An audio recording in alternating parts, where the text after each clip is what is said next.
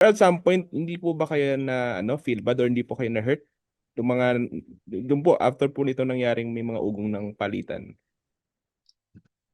Hindi, you know, come to think of it, na tanong, dyan sa tanong mo, kung iisipin ko yung pakiramdam ko nung sinasabi na meron daw, baka daw ganyan, ganyan, hindi.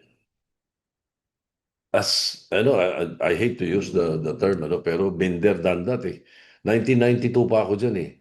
Noong 1992 to 1998, Ninth Congress and 10th Congress, 6 na taon yun, no? Nakaapat na palitan kami. Sanay ako sa palitan eh. Kaya alam ko yung mga procedure, alam ko yung technique, alam ko rin kung paano ginagapang yung mga yan eh. Nakaapat na palitan kami. NEP muna. O, pagkatapos, inalis namin si NEP, nilagay namin si Ed Jangara. Pagkatapos, Ed Angara, inalis namin, lagay namin si Maceda. Tapos, nung si Manong Ernie, Senate President, bago mag-1998, pinalitan namin, binalik namin si NEP. Apat na palit nga eh. Yeah. Pagdating naman nung 1998, nagkasunod-sunod ang palitan. Kasi gusto ni ERAP noon, si Chief Justice Fernan. So siya muna. Nagkasakit.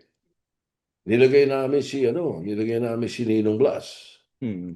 Ninong Blas. And then, nagkapalitan ng presidente. Natanggal si ERA. Pag-upo ni Gloria, si Frank Relon. Hmm. And then later on, sumunod na kongreso noon, wala ako doon, si Frank. Pinalitan naman ni Manny Villar. Di ba? Within. Hmm. Pinakamahaba na yung pinakamahaba na yung um,